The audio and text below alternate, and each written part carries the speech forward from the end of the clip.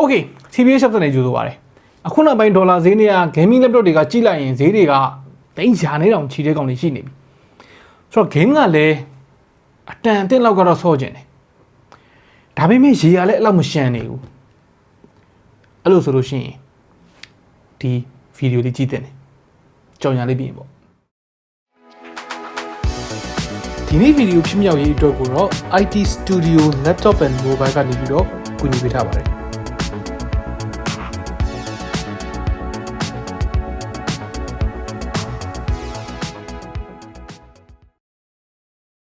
ဆိုတော့ကျွန်တော်ဒီနေ့ review လုပ်မယ့်ကောင်ကဒီနေ့ထွက်ထားတဲ့ model အစ်တော့မဟုတ်2020-21လောက်တုန်းကထွက်ထားတဲ့ 10 Gen Core i5 10300H နဲ့ကောင်လေးသူကအခုကျွန်တော်ကြည့်တဲ့လောက်ကိုဒီကိုပုံမှန်ဝင်တဲ့ဈေးက21သိန်းဝန်းကျင်လောက်ရှိတယ်ကျွန်တော်တို့ review လုပ်မယ့်ကောင်ကကြတော့ IT Studio ကသွင်းပေးထားတဲ့ထိုင်းလုံးပေါ့နော် keyboard မှာတော့ထိုင်းစာလေးတွေပဲမောက်လေးတွေပါမယ်ပေါ့ဈေးက18သိန်း9သောင်းဆိုတော့ဒီက specification အတူတူလုံးနေနဲ့2သိန်းခွဲလောက်กว่าတယ်ထိုင်းစာလေးပါတာလွဲရင်တော့ကျန်တာတွေကအတူတူပဲ19သိန်းဝန်းကျင်မှာဒီ gaming laptop ကဘယ်လောက်အထိအဆင်ပြေမလဲချက်ကြည့်လိုက်အောင် Tab series ရဲ့ထုံးစံတိုင်းပဲသူ့ရဲ့ပုံစံအကျန်းခံမဲ့ tough ဖြစ်မဲ့ခံစားချက်မျိုးကိုပေးတယ်တကယ်တမ်းကသူ့မှာ variant 2မျိုးရှိတယ်နောက်တစ်မျိုးက gray color aluminum lid နဲ့လာတယ် IT Studio မှာ2မျိုးစလုံးရှိလာတော့မပြောတတ်ဘူးကျွန်တော်တို့ရထားတာကတော့ black ကိုမှ plastic lid နဲ့ပဲဒီ laptop က gaming laptop တစ်လုံးရဲ့ looks ကိုအပြည့်အဝပေးပေမဲ့တစ်ချိန်တည်းမှာပဲ RGB တွေပြူးပြဲနေအောင်ထည့်ထားတာမျိုးလည်းမလုပ်ထားပြန်ဘူးခက်ငိမ့်ငိမ့် all black texture finish လေးနဲ့ lid ရဲ့ပတ်လည်မှာအနီရောင် accent ring လေးတွေပါမယ်အဲ့လောက်ပဲ logo ကလည်း glossy ဒီ tough logo လေးပဲပါမယ်ဆိုတော့ design ပိုင်းကိုဟိုးအရင်ပြူးပြဲနေတဲ့အနီရောင် tough FX504 kit ကထက်ကတော့အများကြီးပိုကြိုက်တယ်အောက်ဖက်ချမ်းကဒီ chassis မှာလည်း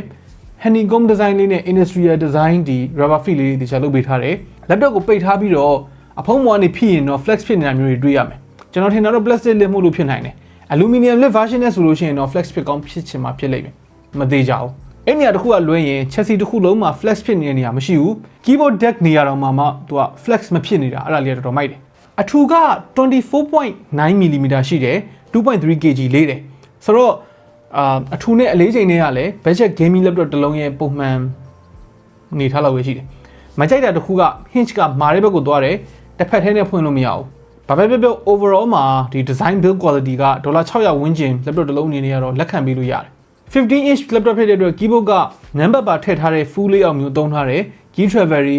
spacing တွေ feedback တွေအဆင်ပြေတယ် WASD ကို transparent keycap တွေသုံးပေးထားတာ gaming laptop ပုံစံသွားစေတယ်ပေါ့နော်ပြီးတော့ဒီဈေးဝန်းကျင်မှာ RGB backlit ပါတာလည်းသဘောကျစရာပဲပုံမှန်ဆိုလို့ရှိရင်အနီရောင်ဒါမှမဟုတ်အဖြူရောင်အဲ့ဒီမျိုးလေးပဲပါတတ်တာ trackpad ကလည်း gaming laptop တွေမှာတွေ့နေကြ size နဲ့ plastic trackpad ပဲပေါ့နော်gesture တွေ comfortable ဖြစ်သုံးလို့ရတယ်ဆိုရင်တော့ size နဲ့ပေါ့ကောင်းတဲ့ထဲမှာတော့မပါဘူး trackpad ရဲ့အောက်ဘက်မှာ left right button နှစ်ခုလည်းတက်တက်ထည့်ပေးထားတယ်အဲ့ဒီ button တွေကတော့နှိပ်ရတာနည်းနည်းပျော့တယ်သူက 720p webcam လေးလည်းပါတယ် speaker က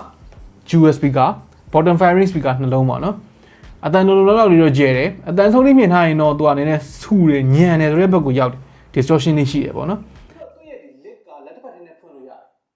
hinge ကပုံမှန်ထက်တော့နည်းနည်းလေးပုံမာတဲ့ဘက်ကိုရောက်တယ်ဆိုတော့ display မှာ over ဖြစ်တာမှညာမရှိဘူး Wi-Fi 6 နဲ့ Bluetooth 5.2 နဲ့လည်းပါတယ်အဲ့ဒါလည်းမဆိုးဘူး port အနေနဲ့ကဘယ်ဘက်ချမ်းမှာ charging port ရဲ့ Ethernet port ရဲ့ USB 2.0 port ရဲ့ USB Type A 3.2 port နှစ်ခုရဲ့ USB-C 3.2 port တစ်ခုရဲ့ပါမယ် audio jack လည်းပါမယ်ညာဘက်ချမ်းမှာတော့ USB-A 2.0 port တစ်ခုကိုထည့်ထားတယ်ဆိုတော့ SD card reader တို့ Thunderbolt port တို့မပါတာလွယ်ရင်တော့ gaming laptop တော့တော်တော်လောက်ရှိပါတယ် display အနေနဲ့ကသူက 15.6 inches IPS Full HD panel 144Hz refresh rate ထိရတယ် 16:9 ratio viewing angle တွေ contrast တွေကောင်းတယ် brightness ကတော့306 nits ဆိုတော့ indoor usage အတွက်အဲ့လောက်ပဲအဆင်ပြေလိမ့်မယ်တော်တော်လေးမှိန်နေပေါ့နော်အပေါ်စား panel တွေလိုမျိုးဒီ backlight bleeding တွေ PWM flicker တွေအဲ့ဒါမျိုးတွေတော့မရှိဘူး response time ကလည်း21 millisecond ဆိုတော့ ghosting issue ဘာညာလည်းမရှိဘူးအဆင်ပြေတယ်တခုပဲ sRGB 62% coverage ပဲရှိတယ်ဆိုတော့ color grade ကတော့ဖြစ်မှာမဟုတ်ဘူး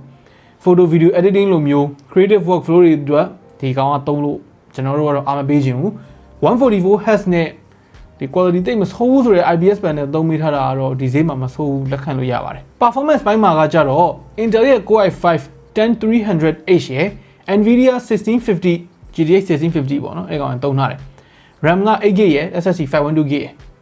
CPU နဲ့ GPU benchmark တွေကိုအခုမှပြပေးထားတယ်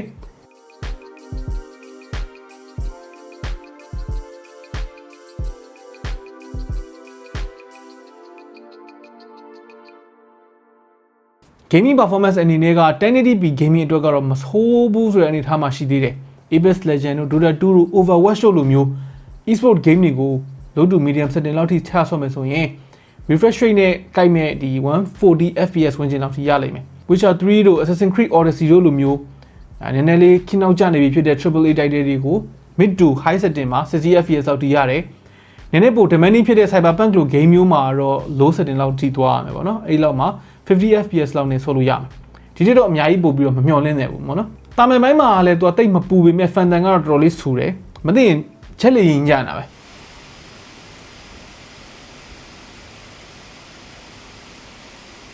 ပြီးတော့ဒီ budget laptop ဖြစ်တဲ့အတွက် mass switch လိုမျိုး feature တွေတော့မပါဘူး RAM နဲ့ M.2 PCI slot ကနှစ်ခုစီပါတဲ့အတွက်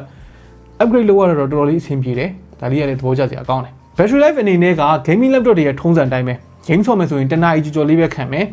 web browsing တွေ video playback တွေမှာတော့ brightness တစ်ဝက်လောက်မှထားမယ်ဆိုရင်3နာရီဝန်းကျင်လောက်တော့ရမယ်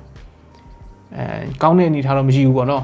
ဆိုတော့ overall ပြောရမယ်ဆိုရင်လောလောဆယ်မှာကျွန်တော်တို့တွေ့ဘူးသမျှ gaming laptop တွေထဲမှာဒီအနေထားနဲ့မှာဒီ laptop ကဈေးသက်သာဆုံးဖြစ်လိမ့်မယ်လို့ပြောလို့ရတယ် GPU ကို RTX 3050 လောက်ထိသွားချင်တယ်ဆိုရင်25သိန်းလောက်ကို3ကိုသုံးရမယ့်အခြေအနေဖြစ်နေတယ်ဆိုတော့အခုလက်ရှိအချိန်မှာဖြစ်နိုင်ရင်11 gen 12 gen CPU တွေနဲ့ RTX 30 series လောက်တွေဝယ်သင့်တယ်ဆိုပေမဲ့အဲ့လောက်ထိမသွားချင်ဘူးဆိုတဲ့သူတွေအတွက်ကဒီကောင်လေးမစိုးဘူးအရင်ကြီးတန်လွန်းနေတာတော့မဟုတ်ဘူးဆိုပေမဲ့30အောက်လောက်ပဲသုံးချင်တယ်ဆိုရင်ငါတခြားရွေးချယ်စရာလည်းမရှိတော့ပဲဆိုတော့ခင်ဗျားတို့ရောဒီ gaming laptop ကိုဘယ်လိုမြင်လဲခင်ဗျားတို့သာဆိုရင်ဒီ20အောက်ဝန်းကျင်လောက်ကိုဝယ်မလားနည်းနည်းလေးပို့စိုက်လိုက်ပြီးတော့25လောက်မှာဒီခုနကကျွန်တော်ပြောခဲ့သလိုမျိုးပဲ11 gen 12 gen လောက်နဲ့ RTX 3050 လောက်နဲ့ကိုရေးချစ်ဖြစ်လိမ့်မယ်လို့ထင်လားအောက်က comment တွေမှာဝင်ရောက်ဆွေးနွေးညှိနှိုင်းလို့ရပါတယ် Okay နောက်နေ့မှတွေ့တော့ပေါ့